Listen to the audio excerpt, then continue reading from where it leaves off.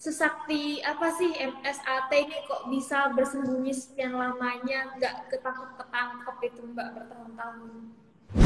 Memang secara kuantitas massa pendukung dari tersangka itu luar biasa banyaknya sih, Mbak. Padahal tersangka ini kan secara hukum tidak boleh dilindungi. Jadi orang yang melindungi, orang yang menghalang-halangin, itu bisa kena ancam pidana juga 216 KUHP.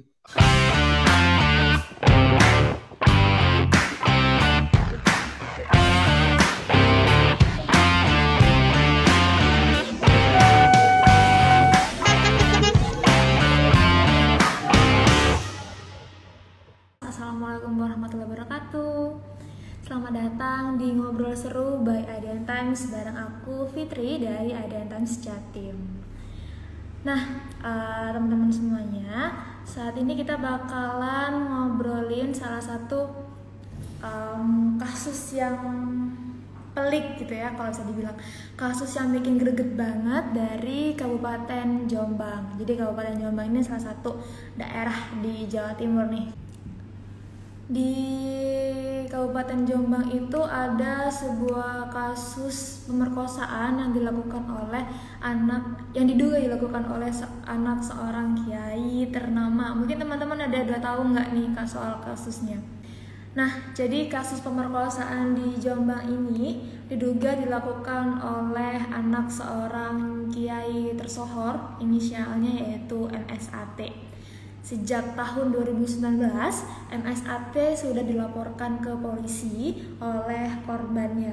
Jadi dia dilaporkan telah melakukan pencabulan atau pemerkosaan terhadap santriwatinya. Nggak cuma satu, tapi ada 5 korban dari MSAT ini.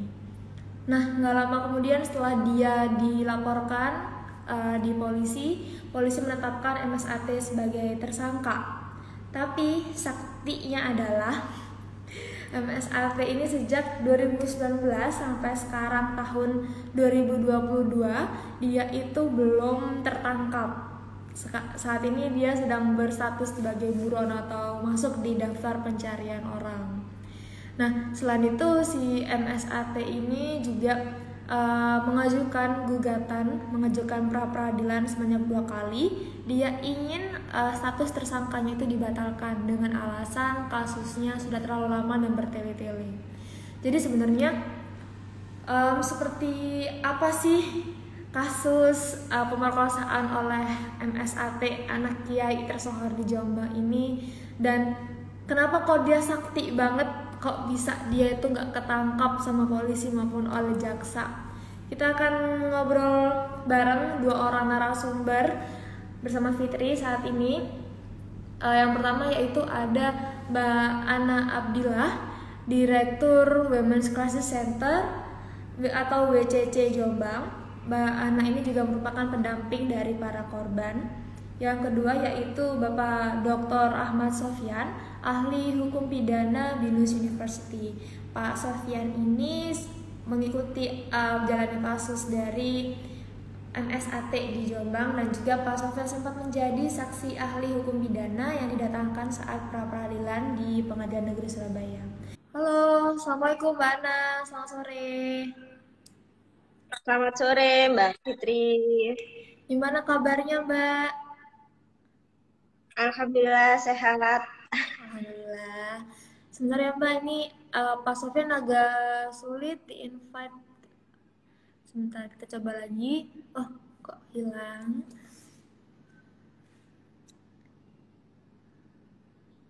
Oke. Nah, jadi teman-teman, ini kenalin adalah Mbak Ana, direktur dari WCC Jombang. Mbak Ana ini merupakan pendamping daripada korban. Ya Mbak Ana ya? Yes. Oke, Mbak Ana, sambil kita menunggu Pak Sofia, mungkin Mbak Ana bisa cerita sedikit. Ini kan korbannya dari kasus MSAT nggak cuma satu ya Mbak, ada 5 orang, dan mereka juga ketika kejadian ini ya di bawah umur ya. Mungkin bisa diceritakan saat ini Mbak kondisi para korban itu seperti apa, terutama kondisi psikologisnya.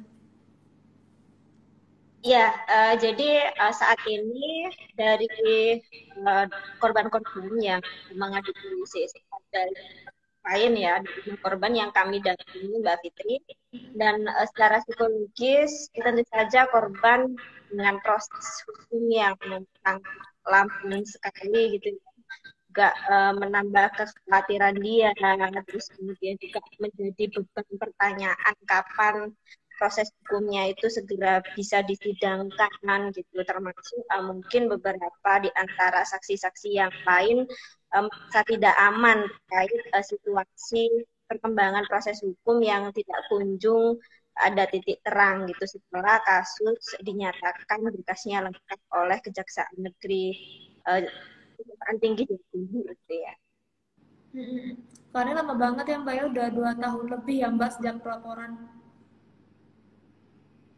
Iya, sejak ya, Pak, 2019 di Oktober tanggal 29 laporan memang banyak sekali tantangan juga hambatan yang dihadapi korban pada tahap pemeriksaan, termasuk pendamping korban pada tahap pendampingannya gitu. Jadi memang korban harus melalui jalan terjal prosedur hukum acara yang mungkin masih belum berpihak sama dia gitu. Halo, Mbak Ana agak patah-patah ya videonya. Teman-teman, Oh ya, iya. Kalau aku patah-patah nggak di tempat Mbak Ana? bentar.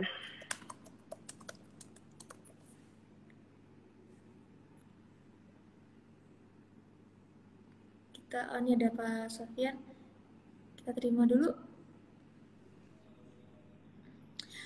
Assalamualaikum Pak Sofian, halo akhirnya. Waalaikumsalam. Suara saya cukup jelas? Jelas Pak.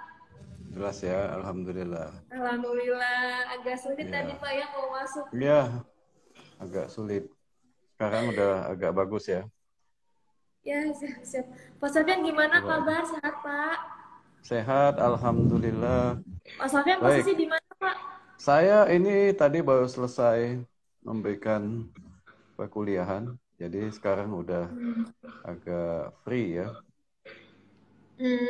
Berarti di Jakarta sekarang Pak? Iya, di Jakarta. Gimana ini? Dialog atau diskusi yang kita satu pagi masuk, ini? Si sore ini. Yang satu masuk, nah ini gimana Mbak Nah. Ana? Internetnya? Aduh, maaf banget ya teman-teman. Inilah kendalanya kalau misalnya lagi pandemi ya, kita jarak jauh, jadinya ada menggantungkan diri di internet. Oke. Pak Sofian, Fitri mau ke Mbak Ana dulu ya. Boleh. Jadi Mbak Ana, mungkin teman-teman di sini nih kan yang sedang nonton bukan cuma dari Jatim ya Mbak Ana, mungkin banyak yang juga dari Indonesia yang belum mengetahui tentang kasus ini. Mungkin Mbak Ana bisa menceritakan sedikit Mbak, dulu itu bagaimana sih ceritanya kok akhirnya korban ini berani untuk speak up, dan bagaimana MSAT ini menggunakan kekuasaannya untuk memberdaya, untuk mencabuli atau memperkosa korban gitu ya Mbak. Bisa diceritakan sedikit mungkin Mbak?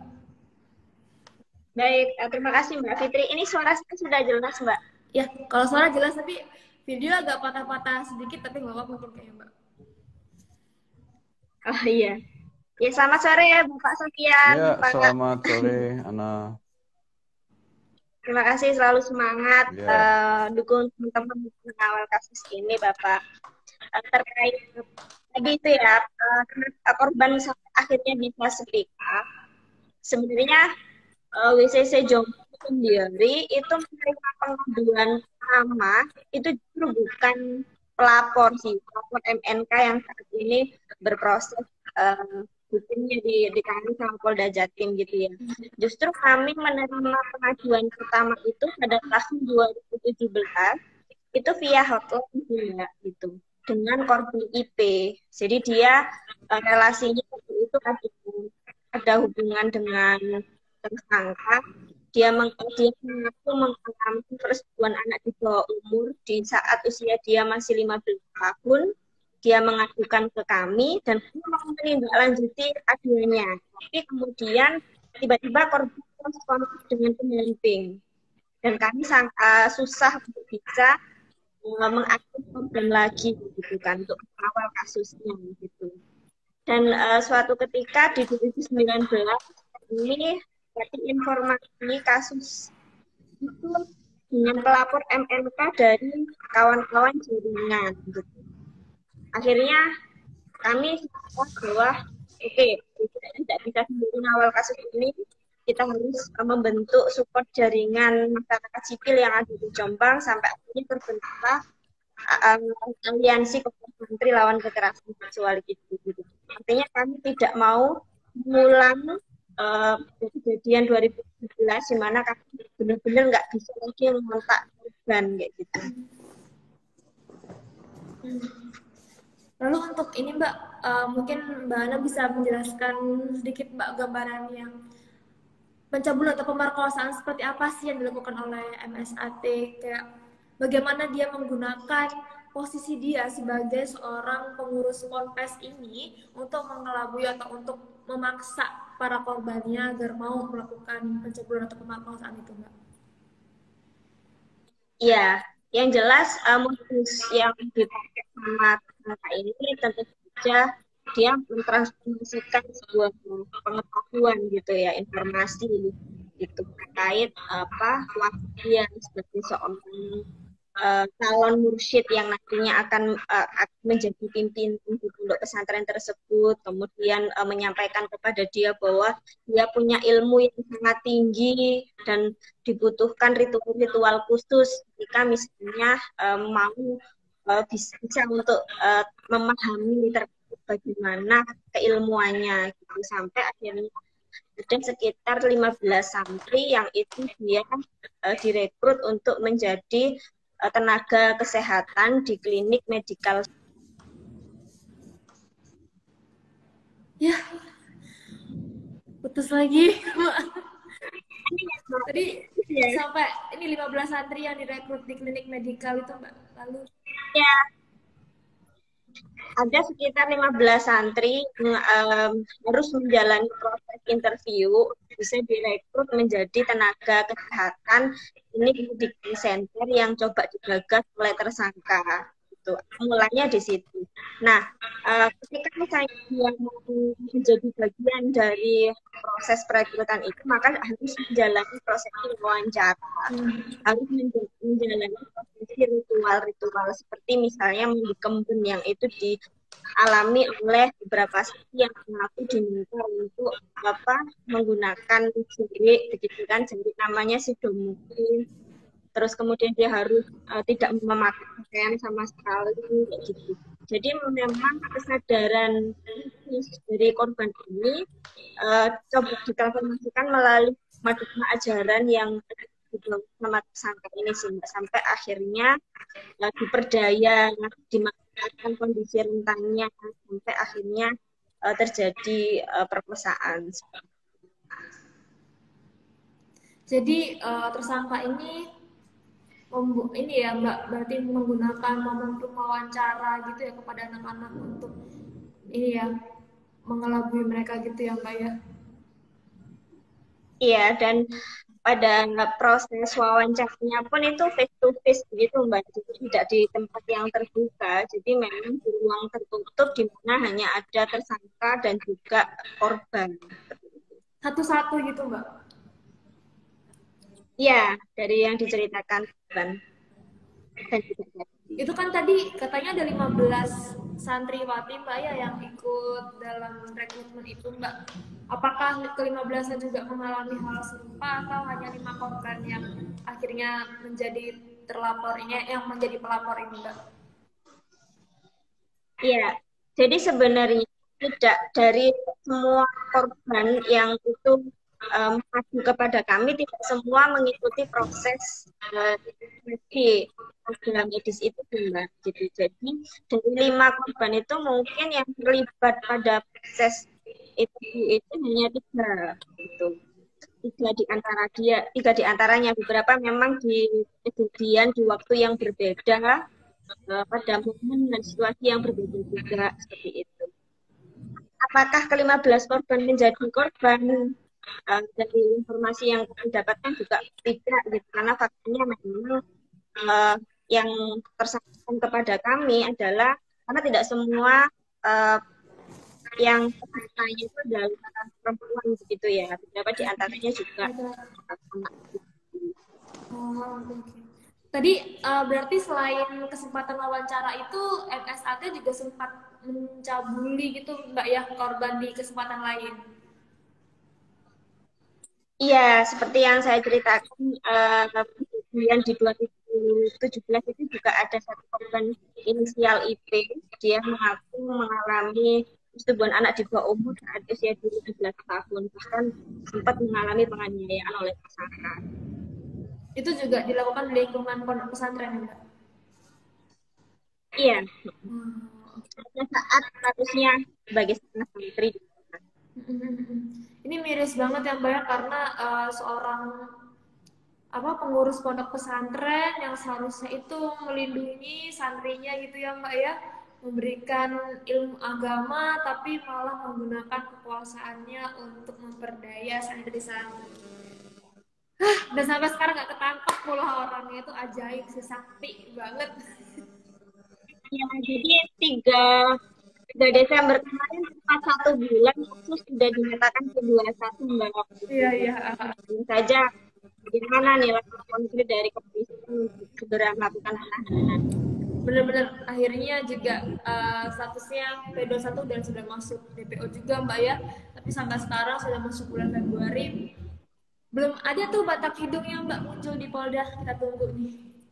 Lalu untuk Pak Sofyan, kalau Ya, dari kacamata hukum Pak, Bapak melihat kasus ini seperti apa sih Pak? Karena ini kan lumayan panjang Pak ya, sampai 7 kali bolak-balik antara Polda dan Kejaksaan itu Pak. Menurut Bapak ya, bagaimana? jadi saya mulai diminta sebagai ahli itu Agustus ya 2020. 2021, sorry ya, 2021 Agustus. Nah, saya mempelajari kasus ini secara seksama. Berkas yang dikirimkan ke saya itu adalah berkas dari Polda Jawa Timur melalui Kementerian Pemberdayaan Perempuan dan Perlindungan Anak. Jadi saya memang beberapa kali itu menjadi ahli untuk kasus-kasus kekerasan yang menimpa perempuan yang diminta secara langsung atau tidak langsung melalui Kementerian Pemberdayaan Perempuan dan Perlindungan Anak. Saya pelajarin. Nah, setelah saya pelajarin, ada beberapa keanehannya dalam konteks hukum pidana material maupun formil. Karena menurut catatan saya dari berkas yang diperiksa, saksi korban, tersangka, sebetulnya sudah cukup lengkap. Ya. Pada saat berkas itu dikirimkan ke saya, ada petunjuk dari jaksa untuk memeriksa alat bukti lain, ya, dan memeriksa untuk yang ketiga kali visum. Bagi saya alat buktinya udah cukup.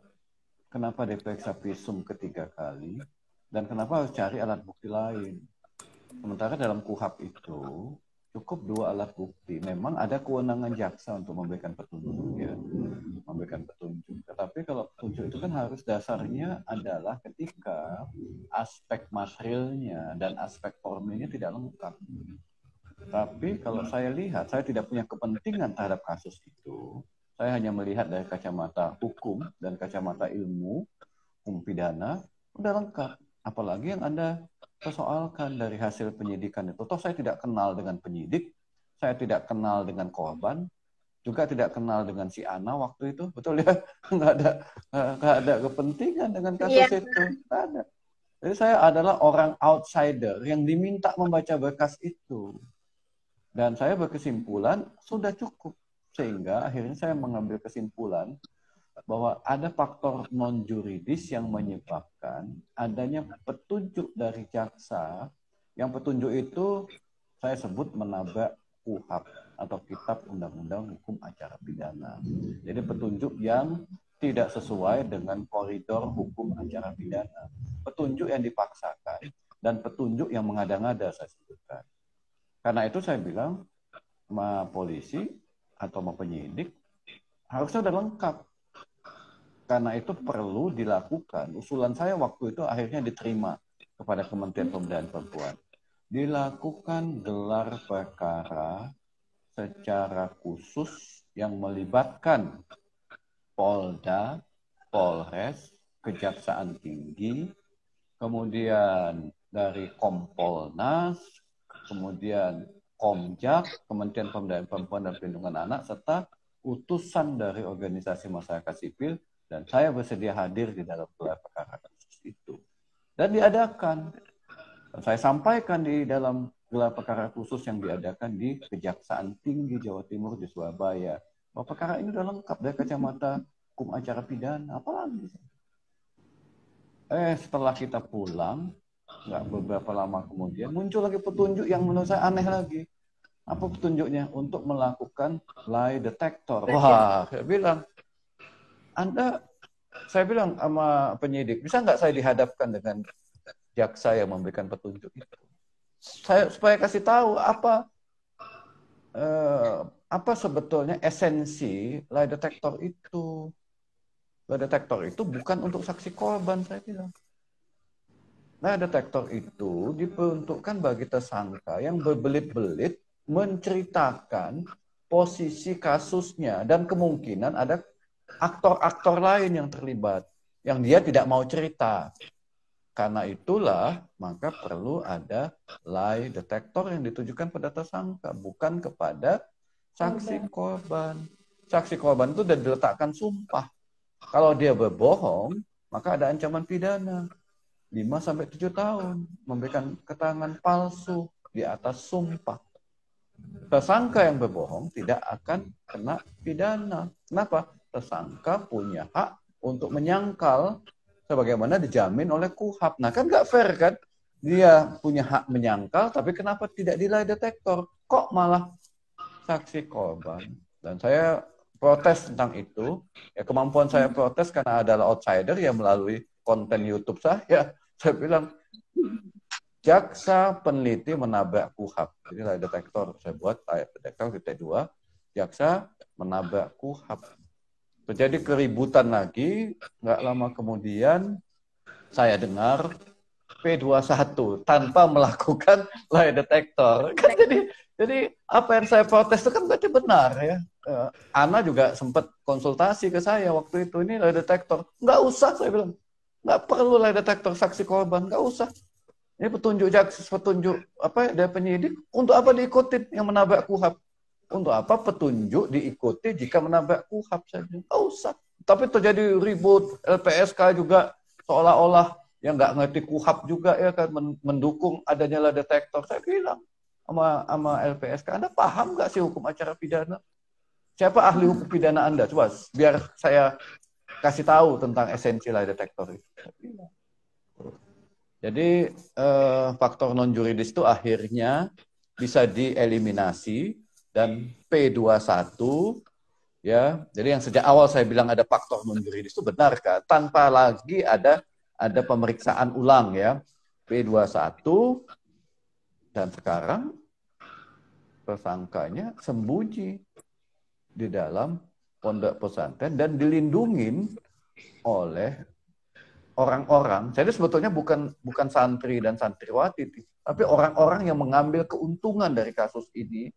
Ya, atau yang memang punya kepentingan terhadap kasus ini, nggak santri lah, nggak santriwati, tapi ada orang-orang tertentu yang menurut saya sampaikan ke Polda, tolong Anda cari orang-orang tertentu yang melindungi, bukan semua, itu pasti ada aktor-aktor tertentu lah yang punya kepentingan terhadap kasus ini, tetapi bukan lagi dari penegak hukum ya, tapi yang kita nggak tahu. Saya bilang ada aktor-aktor yang ingin melindungi tersangka yang sudah ditetapkan dan sudah diuji 2 kali.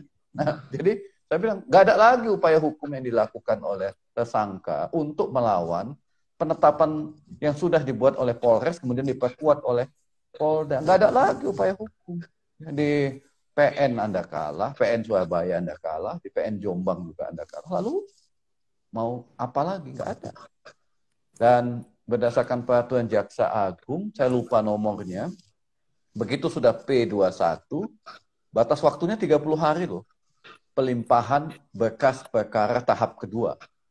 Pelimpahan berkas perkara tahap kedua itu menyerahkan berita acara pemeriksaan alat bukti, barang bukti, plus dengan tersangkanya. Jadi sekarang belum bisa dilimpahkan ke tahap kedua.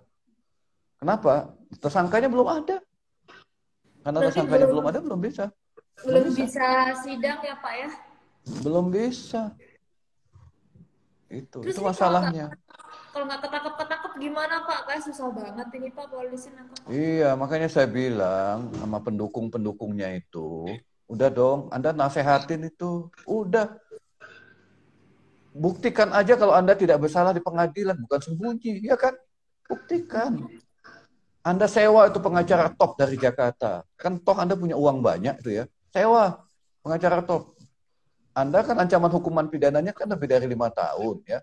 Karena itu punya hak untuk memiliki pengacara.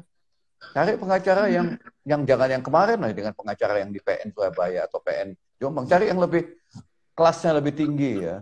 Supaya Anda yakin kalau Anda memang tidak bersalah, ya Anda bisa menang di pengadilan. Betul-betul kalau Jadi, memang tidak bersalah buat apa? iya ada itu, Anda bisa bayar mahal lah kalau punya uang. Ya pengacaranya bisa 10, 15 di pengadilan itu. Jaksa toh paling banyak 3 orang. Oke. Kalau Mbak Ana sebagai warga Jombang ini Mbak Ana, mungkin Mbak Ana bisa menggambarkan dong Mbak kepada kami yang bukan warga Jombang, sesakti apa sih MSAT ini kok bisa bersembunyi sekian lamanya, nggak ketangkep itu Mbak bertahun-tahun? Kalau ditanya sesakti apa, saya rasa hukum itu tidak boleh diskriminatif ya Mbak ya. Artinya tidak boleh memandang status sosial, entah dia mau kiai, entah dia mau anak kiai sekalipun gitu kan. Tetap tidak boleh ada upaya mengistimewakan person ketika memang dia disangka melakukan suatu tindak pidana gitu. Kalau misalnya berbicara terkait bagaimana sih dinamika di Kabupaten Jombang ketika kasus ini mencuat di publik gitu kan. Memang sejak awal kasus Mbak, dari organisasi masyarakat sipil justru yang sangat kencang mengawal kasus ini. Jadi dengan terbentuknya aliansi kota santri, dan kami waktu itu kasus setelah diambil alih oleh Polda Jatim, kami langsung koordinasi dengan kawan-kawan di LBHI LBH Surabaya gitu. Minimal ada support jaringan di Surabaya ketika kasusnya nanti jadi wewenangnya Polda Jatim.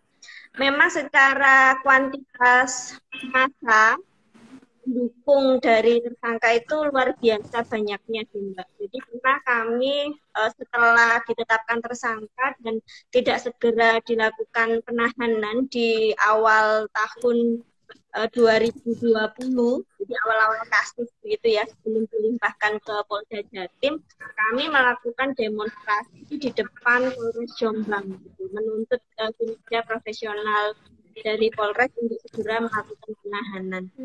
Namun yang terjadi tidak berselang lama setelah demonstrasi kami, kemudian ada banyak ribuan massa pendukungnya tersangka itu melakukan demonstrasi di tempat yang sama di Polres Jombang gitu. Dan keesokan harinya Bupati Jombang berstatement bahwa kasus ini harus diproses sesuai dengan hukum yang berlaku kayak gitu kan, intinya seperti itu. Nah itu kemudian menuai protes dari massa pihaknya tersangka, dia berdemonstrasi besar-besaran di depan Pendopo Jawa Timur di alun-alun Jombang saat itu. Gitu. Nah ini kan menunjukkan bahwasanya sebenarnya ini adalah persoalan penegakan hukum seperti yang berkali-kali disampaikan oleh Bapak Sofian. Tapi kemudian ini digiring pada persoalan seolah-olah mengkriminalisasi sebuah institusi dan lain sebagainya. Nah ini yang mungkin jadi catatan kritis bagaimana aparat penegak hukum itu bisa segera bersikap, karena kalau terlalu lamban, terlalu lama, akhirnya narasi yang berkembang justru memberi ruang-ruang orang-orang yang memang ingin berkepentingan di kasus ini, seperti itu sih. Berarti memang pendukung dari tersangka maupun pendukung institusi tersangka itu banyak ya Mbak ya di Jombang? Oh, banyak sekali ya. Bahkan informasi di media sosial, bahkan mereka mengerahkan jemaah-jemaah di wilayah di luar Jombang gitu untuk bersolidaritas, seolah-olah dikirim pada isu kriminalisasi seperti itu, dan diajak meragukan bahwa ini persoalan hukum gitu. Termasuk mungkin yang dihadapi oleh pendamping tentu saja ancaman, intimidasi dan lain sebagainya gitu ya Mbak. Itu juga akhirnya menambah resistensi pada persoalan advokasi kasus ini. Benar-benar ini ya, dukungan terhadap tokoh agama yang melakukan kekerasan seksual terhadap santri itu nyatanya banyak terjadi di Jawa Timur, Mbak Ana. Nggak cuma di Jombang, di Pamekasan juga baru-baru ini ada seperti itu ya, Mbak. Gara-gara ini tokoh agamanya itu seorang Habib ditangkap oleh polisi, pendukungnya malah dia mau ngatain mengkriminalisasi gitu, Mbak. Ini miris juga ya, harusnya siapa yang didukung malah gimana, aduh. Sebenarnya di Jombang sendiri Mbak Fitri, itu yang punya pelakunya adalah tokoh agama tidak hanya tersangka MFA aja ya. Setelah kasus 2019 dilaporkan, di 2020 itu justru ada kasus pemilik pondok kiai gitu. Dia menjadi pelaku kekerasan seksual yang korbannya itu 7 orang anak-anak di bawah umur. Itu prosesnya bahkan sudah diadili, masuk Kementerian PPKA juga secara langsung terjun di lapangan. Ternyata itu juga tidak menjadi trigger kasus yang menyandung tersangka MFA itu bisa lebih cepat prosesnya, gitu kan. Yang kiai tadi sudah masuk persidangan, Mbak? Sudah putusan, Mbak. Oh, sudah. 15 tahun, iya. Putusan maksimal Undang-Undang Perlindungan Anak. Di Jombang juga di Kecamatan Ngoro. Kalau yang MSA ini kan Kecamatan Ploso ya. Kalau di yang pelakunya adalah dia itu Kecamatan Ngoro, Kabupaten Jombang. Dia basicnya pesantren kecil sih, tapi lumayan santrinya, lebih dari 100 orang. Berarti bisa dibilang MSA ini pengaruhnya cukup besar, Mbak ya, bahkan lebih besar daripada kiai itu ya, sehingga bisa bertahan. Oh, oke.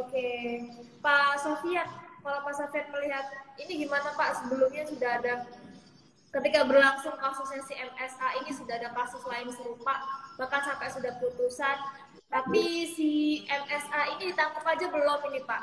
Ini harusnya ini penegak hukum ini seperti apa sih Pak untuk bisa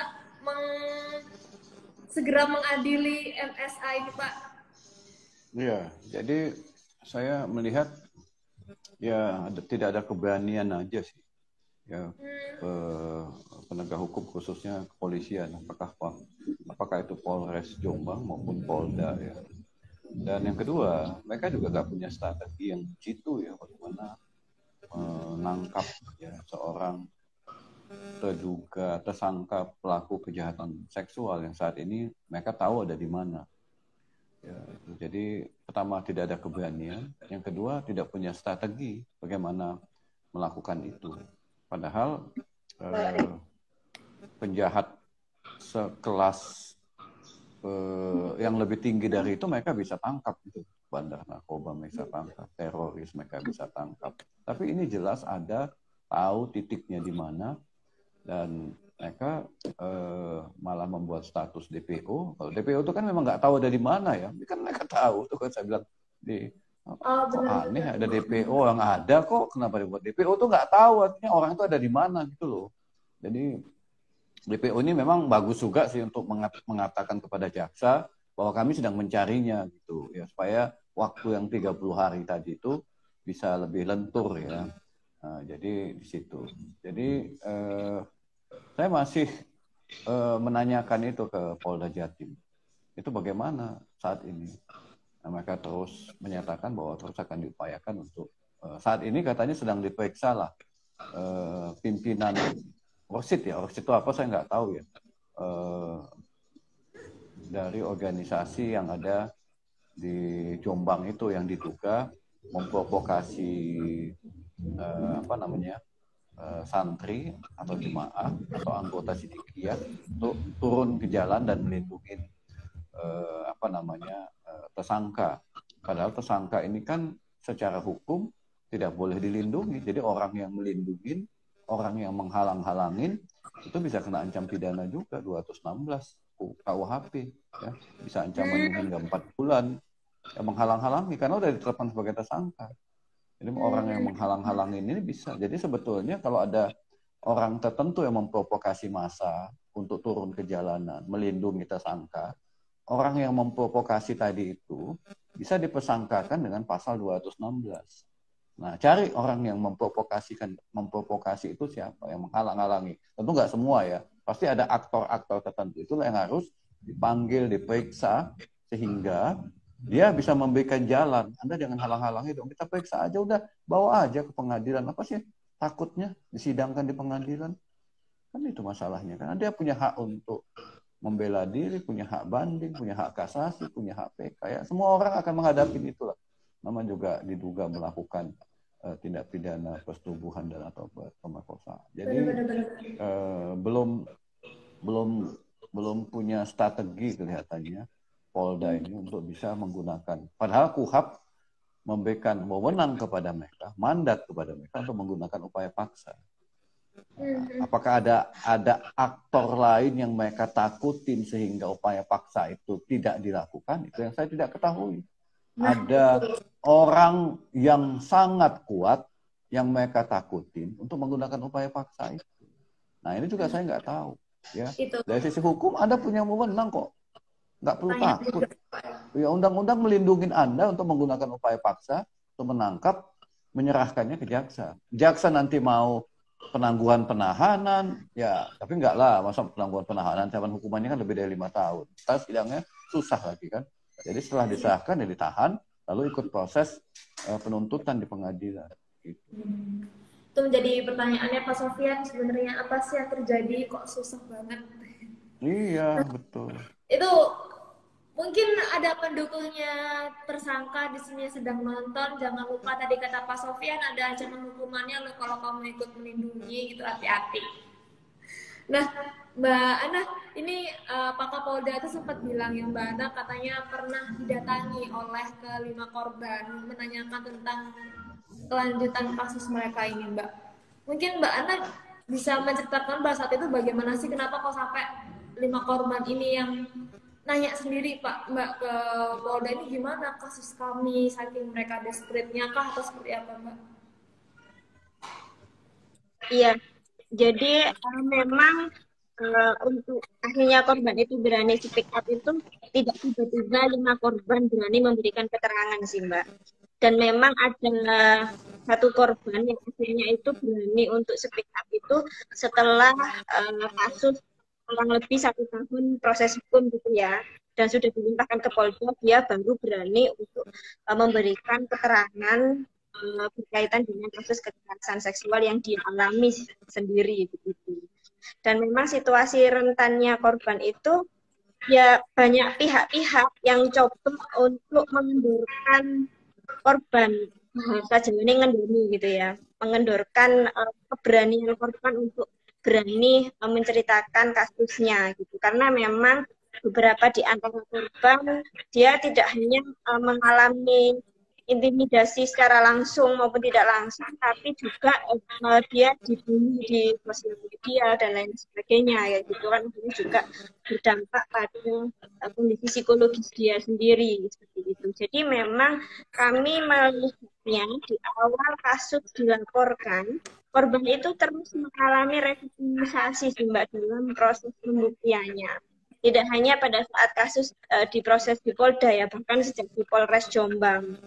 Gitu. Sementara upaya mengistimewakan tersangka ini terus dilakukan oleh pihak kepolisian, didatangi di rumahnya, diperiksa di rumahnya dengan alasan jaga bapaknya dan lain sebagainya, yang sesungguhnya itu juga tidak dibenarkan secara hukum acara seperti itu.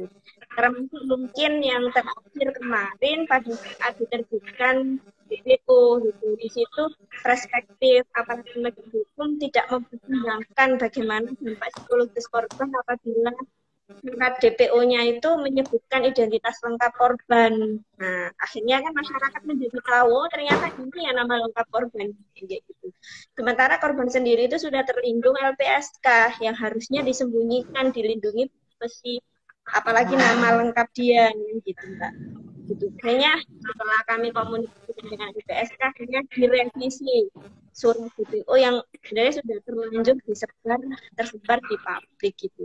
Jadi memang pada tahap pemeriksaan cara penegak hukum melakukan pemeriksaan terhadap korban sampai dengan terakhir DPO itu sangat-sangat tidak memiliki keberpihakan terhadap kepentingan terbaik korban.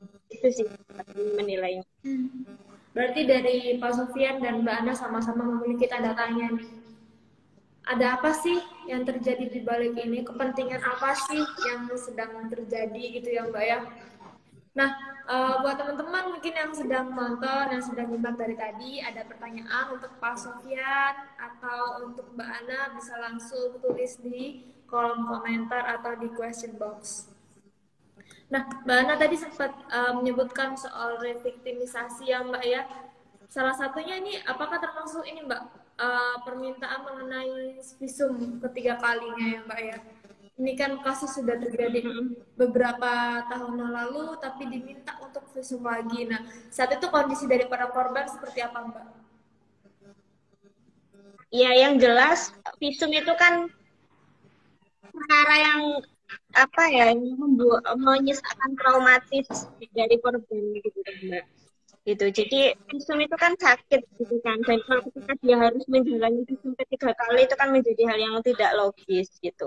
Selain prosedur permintaan visum berulang, terus kemudian kesalahan penulisan hasil visum, permintaan lie detector seperti yang disampaikan oleh Bapak Sofian, termasuk dia harus mendatangi penyidik mungkin dengan penyidik yang berbeda-beda, tapi pertanyaannya sama aja kayak gitu, menetapkan pertanyaan yang sesungguhnya sudah pernah ditanyakan dengan penyidik yang beda dengan pertanyaan yang sama. Nah itu kan kemudian sesungguhnya sangat menciderai kepentingan terbaik korban gitu ya pada tahap proses pemeriksaannya gitu. Artinya kami menilai bahwa hukum positif kita, hukum acara kita itu sangat berorientasi pada hak terdakwa dibandingkan hak tersangka gitu ya, dibandingkan dengan hak korban gitu. Dan ini yang harus kami perjuangkan adalah jangan sampai proses ini akhirnya terus meradikalisasi korban dalam proses pembuktian. Kalau Pak Sofian, Pak ini kan sudah 2 kali pra peradilan dan dua-duanya juga ditolak oleh hakim ya Bapak. Menurut Pak Sofian, apakah kasus ini sudah layak untuk disidangkan nggak sih Pak sebenarnya? Ya, dari sisi hukum acara pidana udah cukup layak ya disidangkan. Jadi setelah dinyatakan lengkap, selanjutnya saya sebutkan tadi ada bahan berkas perkara tahap kedua, dan kemudian masuklah ke proses penuntutan. Nah, proses penuntutan itu dimulai dengan dakwaan, ya, dakwaan tentang pasal yang didakwakan oleh jaksa penuntut umum. Kalau dari BAP kan ada pasal 285, 294 ayat 2E ya. Nah, apakah nanti jaksa penuntut umum tetap menggunakan 2 pasal itu? Berarti nanti dakwaannya dakwaan alternatif ya, atau dakwaan kombinasi ya, jadi dan atau dipakai dari perbuatan yang ditersangkakan, yang saat ini masih tersangka ya. Kalau nanti sudah dilimpahkan ke pengadilan, statusnya menjadi terdakwa. Nah, jadi udah cukup. Jadi P21 itu menunjukkan bahwa kerja-kerja penyidik sudah selesai. Selanjutnya menjadi tanggung jawab jaksa untuk menyidangkan, itu yang kita sebut dengan proses penuntutan, untuk menuntut. Menuntut itu mulai dari dakwaan sampai kepada proses pembuktian, sampai nanti membaca tuntutan, ya, kemudian nanti diakhiri dengan pledoi dan putusan. Jadi prosesnya masih panjang sebetulnya. Ketika jaksa mengambil alih atau menerima berkas dari penyidik untuk proses peradilan pidananya. Dan itu akan disidangkan di Jombang kan. Nah Pak, kalau Bapak melihat kasus ini Pak, mulai dari perbuatan si tersangka ini sendiri Pak, sampai bagaimana upaya dia itu menghindari kejaran polisi, mangkir dari panggilan polisi. Sebenarnya MSA ini bisa dikenakan pasal apa aja sih Pak, dan kira-kira berapa sih ancaman hukuman yang pantas untuk MSA ini Pak? Ya, jadi dia tidak menyadari ya bahwa mangkir dari panggilan untuk disahkan itu menjadi hal yang memberatkan hukuman. Ya, jadi kalau misalnya dituntut katakan 15 tahun, hakim bisa aja menambah sepertiga, bisa 20 tahun. Kenapa? Karena mempersulit proses peradilan pidana. Jadi sebetulnya dia bisa bumerang juga bagi dia, yang menghindar dari proses hukum yang legal. Jadi ini kan proses hukumnya legal, penetapan tersangka legal, dipanggil untuk menyerahkan diri nggak mau. Ya, jadi itu menjadi alasan bagi hakim untuk memperberat hukuman, alasan bagi jaksa untuk menambah tuntutan. Jadi kalau dia kooperatif itu menjadi alasan yang meringankan.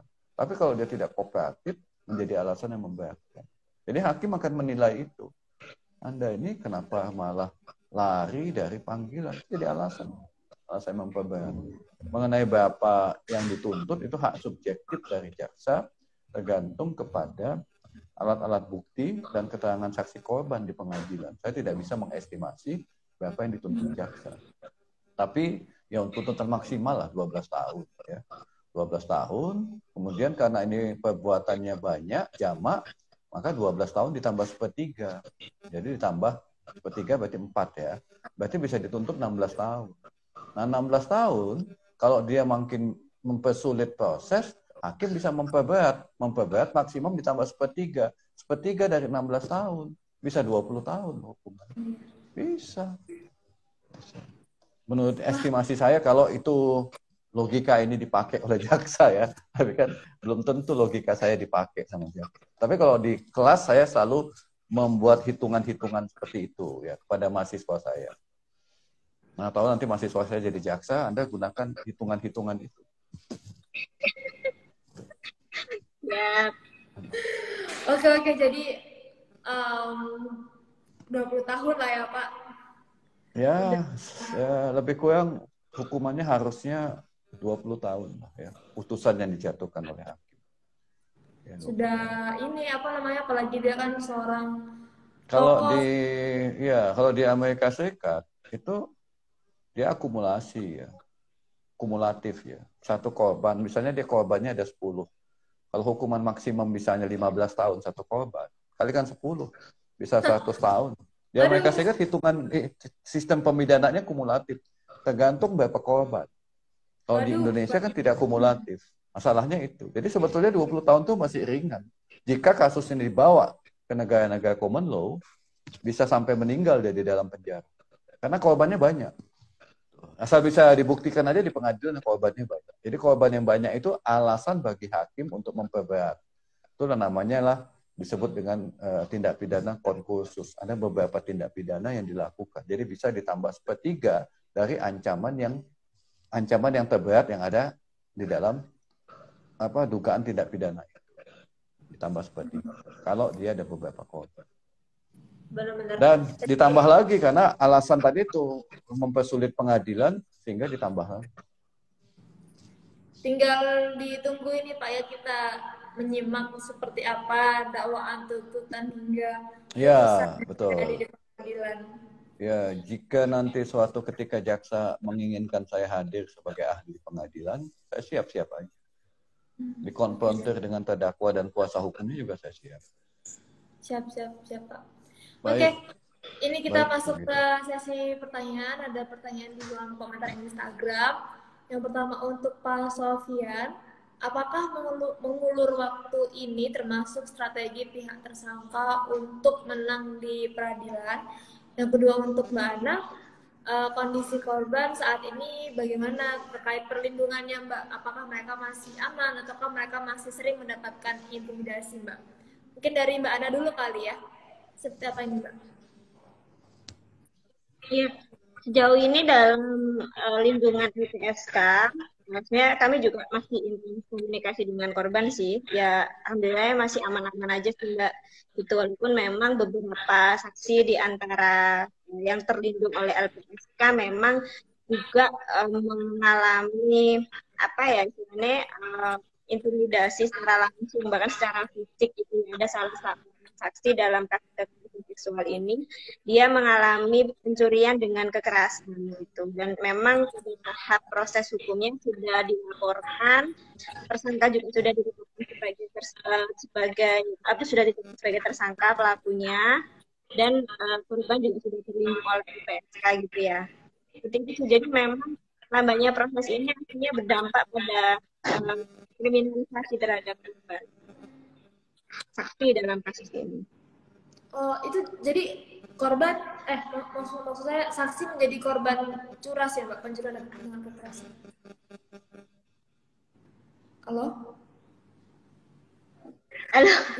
Iya Mbak, putus-putus. Iya, itu jadi salah satu saksi menjadi korban pencurian gitu ya Mbak ya berarti? Iya, HP-nya dirampas, kemudian dia mengalami kekerasan fisik. Dan pelakunya itu adalah orang-orang pondok sendiri sih, suruhannya dari tersangka KS ini, SAT gitu.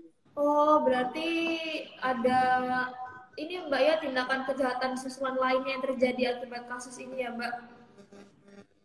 Iya, dan kami menilai memang itu akibat dari lambannya proses hukum gitu ya, sehingga upaya-upaya intimidasi terhadap saksi-saksi yang menguatkan keterangan korban akhirnya juga mengalami intimidasi bahkan secara langsung. Waduh, semoga aman-aman terus ya Mbak di dalam lindungan LPSK ya Mbak para saksi dan korban. Untuk Pak Sofian tadi Pak, apakah menurut Pak Sofian upaya mengulur waktu ini merupakan salah satu strategi untuk memenangkan peradilan Pak? Enggak juga sih, jadi tadi itu mengulur waktu ini kan bisa memperberat hukuman.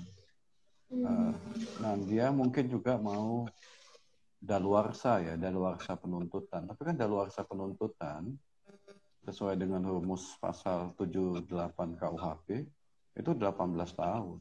12 tahun sejak dugaan peristiwa pidana. Masih lama daluarsanya. Jadi daluarsa itu supaya kasusnya tidak dituntut ke pengadilan ya. Itu masih lama, 12 tahun sejak peristiwa pidana yang terakhir. Peristiwa pidananya kan 2015 ya. Betul ya Mbak Ana ya? Kalau anggaplah 2015 ya. Tambah 12 tahun. 2015 tambah 12 tahun berarti kalau 10 tahun 2025 berarti tambah 5 tahun 2030 ya. Ya masih lama lah. Dia memang sanggup sembunyi sampai 2030. Jadi mungkin strateginya itu sembunyi sampai 2030. Karena kalau 2031 udah nggak bisa dituntut lagi karena ada daluarsa. Daluarsa itu 12 tahun untuk kasus tindak pidana perkosaan gitu. Jadi mungkin dia sembunyi sampai 2030. Itu mungkin strateginya begitu. Tapi dengan lokasi dia yang sudah diketahui itu sebetulnya tidak sulit ya Pak ya untuk menangkap ya Pak ya? Enggak sulit. Bisa. Bahkan dari tersangka juga masih bebas posting status-status di media sosial IG-nya sih Mbak. Oh ya, wow.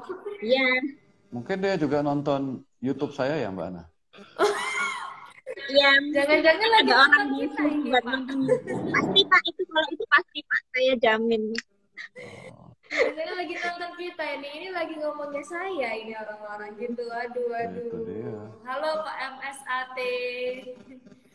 Bapak, kapan ini mau menyerahkan diri Pak? Daripada makin berat loh Pak hukumannya Pak. Ya harusnya cepatnya lah. Betul. Oke, teman-teman mungkin yang di Instagram ada pertanyaan lagi kah sebelum kita ditutup karena nggak kerasa ini sudah 1 jam kita bareng-bareng ngobrolin. Saya mau menghadiri Zoom berikutnya nih. Waduh, sibuk banget nih Pak Sofian. Iya. Semangat Pak. Terima kasih. Mungkin Pak Sofian apakah mau pamit sekarang atau bagaimana Pak? Iya, saya bisa pamit duluan ya. Boleh. Baik, terima kasih banyak Pak Sofian. Terima kasih ya. Terima kasih ya. Selamat sore. Oke, terima kasih banyak Pak. Ya. Udah? Sudah? Oke. Sebenarnya Mbak Ana, barangkali ada pertanyaan lagi. Kalau nggak ada pertanyaan, akan Fikri tutup yang perlu di oke. Ini ada dari Faiz Rahman. Yang perlu dipertanyakan itu kenapa kasus ini lambat penanganannya? Kenapa nggak ditangkap-tangkap? Sepertinya ada pembiaran dari pihak-pihak yang berwenang. Iya, itu pertanyaan kita juga ya Mbak Ana ya. Iya, ya. Faiz. Ini Mbak, aku ada link dari change.org. Aku kirim di WhatsApp-nya Mbak Fitri ya. Oh ya. Barangkali bisa di-share juga. Untuk dukungan berupa petisi dukungan dari masyarakat sipil untuk mendukung kasus ini. Karena informasinya kemarin ada petisi juga yang itu diluncurkan oleh pihak pesantren untuk menggiring pada opini kriminalisasi kayak gitu. Tapi dari Ceng sendiri sudah men-tag petisinya dan fokus pada petisi dengan judul Santri Menuntut Keadilan gitu. Semoga lebih banyak masyarakat yang mendukung penyelesaian kasus ini, dan petisinya sudah menuju 25.000 sih Mbak yang menandatangani. Mungkin bisa dikirim ke kolom komentar aja Mbak Ana biar aku sematkan di sini di live. Oke, Nah, jadi teman-teman bisa bantu isi petisi ini ya untuk mendukung agar tersangka kasus pemerkosaan para santriwati ini bisa segera ditangkap. Karena kasus kekerasan seksual di lingkungan pondok pesantren terutama ini masih menjadi momok ya teman-teman di Indonesia. Seperti yang sahabat milenials tahu, nggak cuma di Jawa Timur, kemarin di Jawa Barat juga ada, dan yang kemarin di Pamekasan dan lain-lain. Jadi kayak kekerasan seksual di pondok pesantren itu harus segera kita berantas, karena pondok pesantren seharusnya menjadi tempat aman, zona aman bagi para santrinya, tapi malah menjadi lokasi kekerasan seksual. Nah ini Fitri sudah sematkan di bawah itu link yang bisa teman-teman copy, change.org, santri menuntut keadilan. Jadi buat aku harap teman-teman semua di sini memberikan dukungan bagi santri-santri para korban kekerasan seksual oleh MSAT ini. Oke, sepertinya ini sudah 1 jam Mbak Ana kita ngobrol di sini. Kita sudahi dulu ya Mbak ya. Semoga Terima kasih teman-teman Idle Time. Semoga kita bertemu lagi, ngobrol lagi ketika sudah sidang atau bahkan ketika sudah putusan. Semoga MSAT segera ditangkap dan segera disidang. Oke, sekian dari saya. Makasih banget buat teman-teman yang sudah nonton, dan stay healthy semuanya. Jangan lupa menerapkan protokol kesehatan. Selamat sore semuanya. Assalamualaikum. Sore Mbak Ana, sehat-sehat selalu. Sore.